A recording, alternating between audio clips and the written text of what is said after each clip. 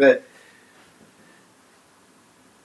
Hey guys, this is Riz from Job Bank. I'm one of the directors, and I'm sitting here today with Eccles, one of our leading entrepreneurs, who's made a boatload of money over the last year in areas of recruitment, marketing, and shop. And we just wanted to discuss a little bit more in depth how actually Max got there.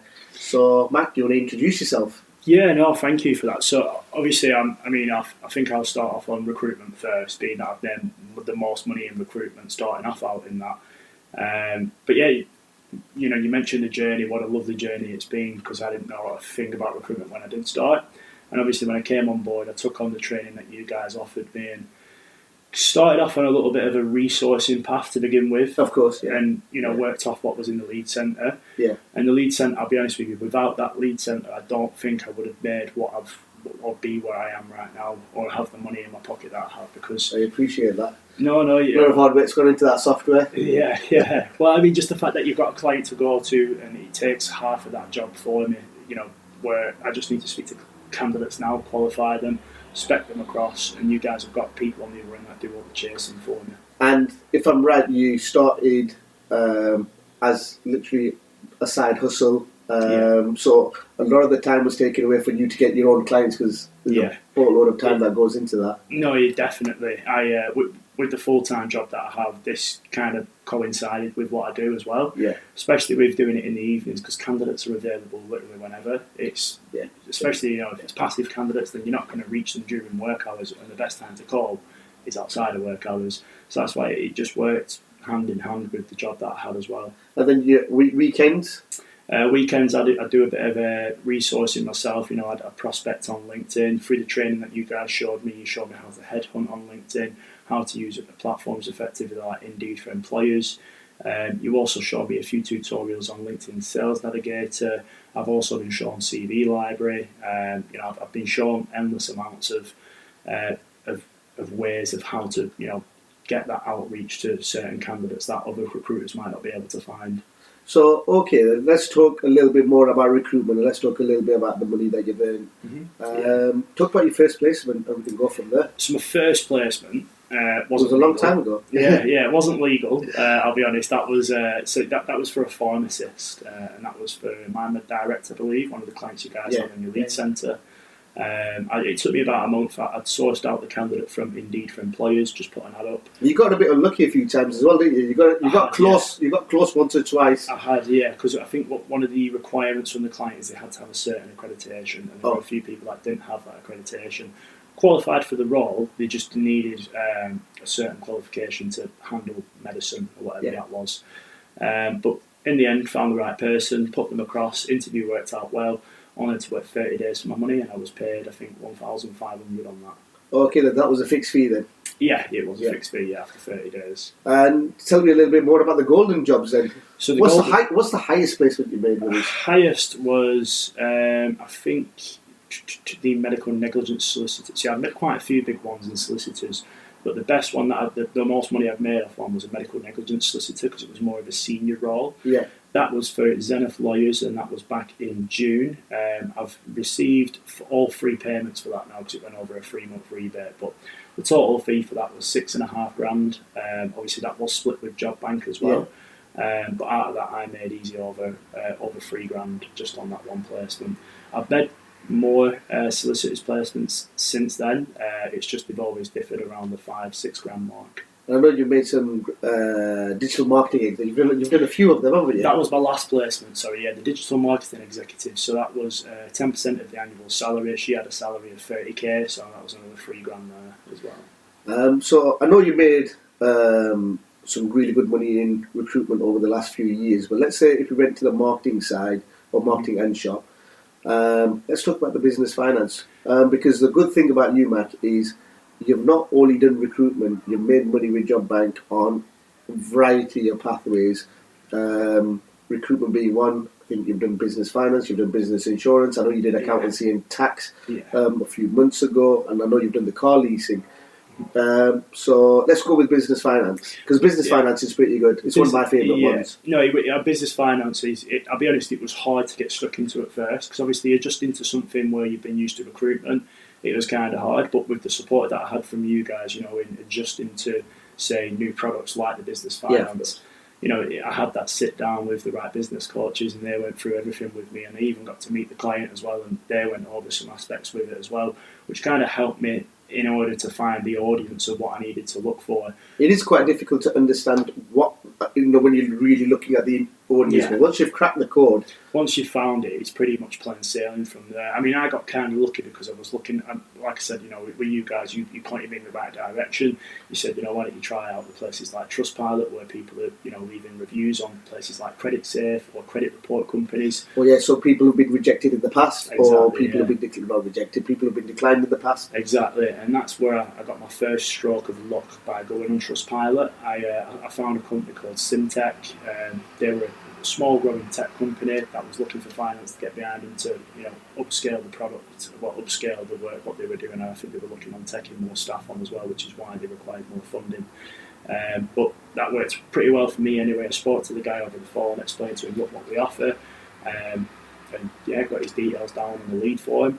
It was a bit nervous to begin with because obviously, I'm once you get used to something and then you talk to someone about finance, you kind of you're trying to blag them like you're an expert, but I wasn't an expert. But the good thing is we don't need to be an expert because all we're doing is making the Exactly. the introduction, and then the real expert advice is actually coming from the people themselves. But what did help as well is in the marketing lead centre, there's tons of information that I went back to for that as well. Even the objection handling sheet. If I had people asking about what rate they could get and so on, I always had somewhere to refer back to. But yeah, Simtech, it was kind of breaking the ice for me where, right, this is the first customer I've got across on the business finance. They want a loan, that's perfect. Got them quoted, I think it was a quarter of $100,000, 25 grand, sorry. And obviously I got a commission on that paid 2 weeks after, so. Yeah, but you've done some bigger ones. Sure, you got a law firm. Well, they were looking for 250 grand, but they got 200 grand. Yeah, so the biggest one I've done was a law firm, and that was I think that was a law firm in Birmingham. Sorry, but they took out for 250 grand. That was at the beginning of this year. I think they wanted 250 grand, but there was 200 grand they got at the end of it. Sorry, because I was involved in that deal. They got knocked back by one of the lenders, but not everyone's going to get the offer. Of course. People say, "I want this much." They never actually get that much. Yeah. It's always lower than what they always expect to get, which is expected and something I learned at the beginning of doing it. Yeah, and I think we got 3% of the finance value. We did. So 3% of the 200 grand was $6,000 paid to me. But I mean, if you want to talk numbers, and the biggest money I've made out of the marketing, it would have to be the R&D. That's pretty good. Yeah, I mean the R&D, that for me, I mean I've only made 2 sales out of the R&D, but I've only needed to make 2 to see the impact of how much you can make off that. But the good thing about the 2 sales of R&D is like it accumulates probably to about 5 or 6 placements. One of those sales make pretty much half of what I've made in recruitment. So but the first R&D sale I made was with Hype Motors. They're basically an automotive mechanical company, and they manufacture automotive parts basically to be more eco-friendly with the environment. So me being me thought, well, hang on a second, there must be a need for R&D there. They must be spending some money on research and development for the products. Yeah. Found out who the managing director was at Hype Motors, spoke to him, said to him, look, have you ever heard of research and development before? And he said, no, what's that? And that instantly rang the alarm bells to me, saying, right, well, this guy he's never been for an R&D claim, so he must need R&D, and there must be a need for it, which got his details down, told him that he can save money back on how much he's spending for his research and development. Got him all on board, got him to speak to Gibran, and it was a straight sale from there. Gibran got him... and it takes around about 4 to 6 weeks as well. It did, 5 weeks in all, I think it was, for this one. But yeah. I mean, you sound like an R&D expert right in this video, but I just want to make sure that... sort of tell everybody that you had zero R&D expertise. Zero R&D experience, yeah. The other reason I knew so much about it is because I know the tax stuff out of the whole marketing is probably what you can make the most out of. Yeah. And who's not going to look at that? And the other thing I wanted to talk about is you've done a bit of cross-selling. I don't know which company it was, but you sold a car You sold the car fleet, the fleet of cars to them, the Yeah. insurance, Yeah. and you sold them cars as well, Yeah. and you got the building capital allowance as well. Yeah, so that was When the company's building, the Yeah. company's ownership of the building So- capital allowance. Yeah, no, that was Johnson's Construction. So that's a construction firm. Another one that I found off LinkedIn, Sales Yeah. Navigator to be exact, and basically just found out who the decision maker was, the owner of the Yeah. business. Asked him, if he was interested in fleet insurance. He did say he already had fleet insurance, but it was up for renewal. So I then asked him how much he was paying, Yeah. and then enticed him into saying maybe I can save you more. Yep. And obviously, if you can save someone else more, then you've pretty much got him there. And once I got speaking to him about the fleet insurance, got him a quote for a cheaper deal than what he was already paying. I also asked him about the building that he was headquartered at, because they're headquartered in Bristol, and he said the building that they've just moved into is a new building.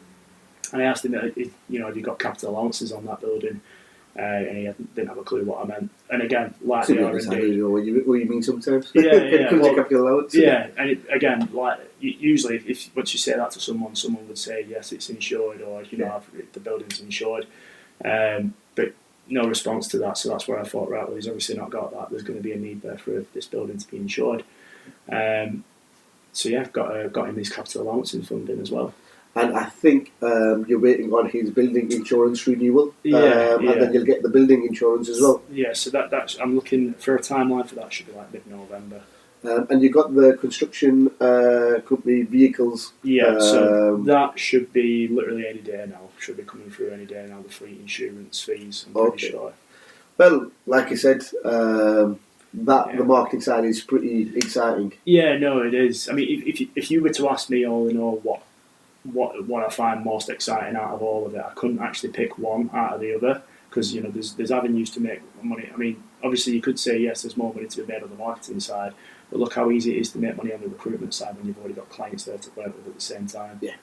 So it's working from home made easy for me. Yeah. The one thing I did actually want to talk to you, you did a lovely video not so long ago about your bank statement breakdown, and your earnings. Yeah. Obviously, it was a slower start for you at the beginning. You persevered through it. And I think third, fourth month you made your first placement. Yeah. And talk about the last 12 months, because you did the bank statement breakdown for the last 12 months. So the last 12 months for me, I think we delivered a total. I'd earned over 30k. Yeah. That's over 60 grand in billings, but 30 grand that's gone in your pocket. That's gone to me, yeah. Overall, I think there was 56 transactions from Job Bank that had gone into my account for that year. So 56 times I've been paid. And it helps we chase the payment up for you as well. Yeah, exactly, yeah. But the whole 30k for me, I could show someone that and someone would think, right, well, that's an income right there. Yeah. That's a full-time wage. It's a full-time wage a lot of people I know that earn, like, I know a lot of people that earn 20k a year and don't even see 30k a year, and the fact that I've managed to do that part-time. Well, it's 30k full on. Yeah, for 30k for the full year, but I mean, you have got to base it down to part-time, because like I said, I've still kept hold of my job whilst doing this. Oh yeah. I keep forgetting that. Yeah, and I've still, for that 30k that I've made, it's all been time outside of work, and maybe an hour or two here and there, or like we discussed earlier, on the weekends sometimes. So it's I'd say it's more than just a residual income for me. It's more of a business, if anything.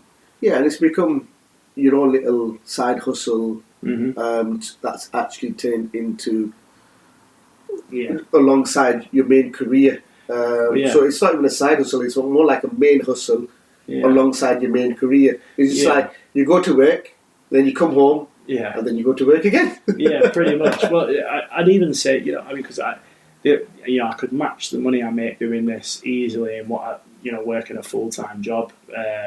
It's and I think if I dedicated my full time to this, reaching 100k wouldn't even be impossible, I don't think. But I like the fact that you've got the safety net of your home, your home job, and even if you think about it, it's paying you a full-time job, or what would be a full-time job, but on a part-time basis. Yeah.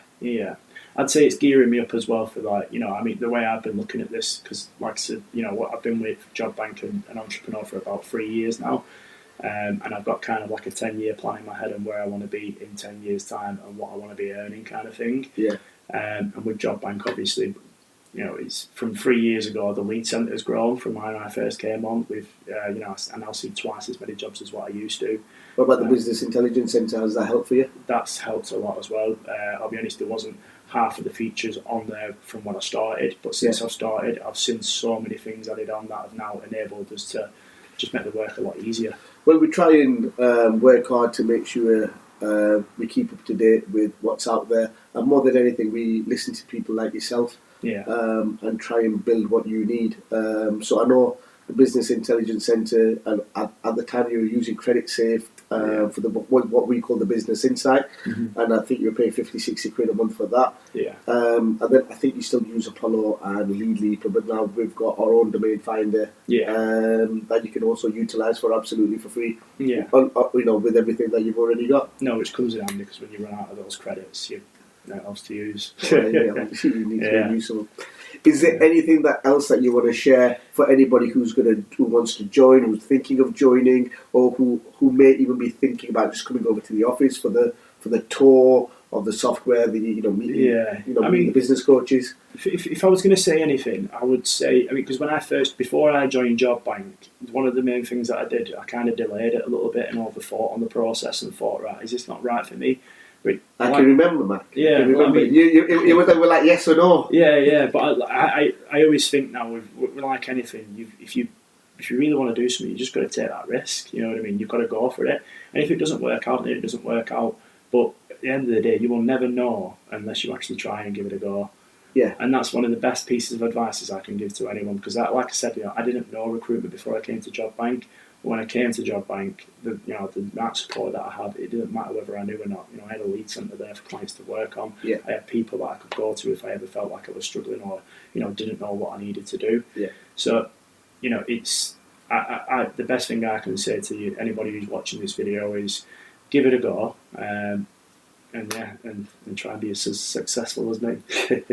Well, I'd like everybody to be as successful as Mac. We'll end on that, Mac. Thank you for coming in. You're always welcome anytime you want. Thank you. You've literally got a key to the door. And hopefully, fingers crossed, hopefully the viewers have enjoyed it. And anybody who's thinking about having a home business or a side hustle, want to make a little bit of extra money on the side with guaranteed leads, I think you've definitely given them a good insight of how to make money and how your journey's been. Yeah, no, I hope so. I hope I don't bring more people on to take all my work away, though. No, I don't think you'll be alright with that. So, thank you very much, and thank you for having me. Very appreciative. But thank you. We'll see you again next time.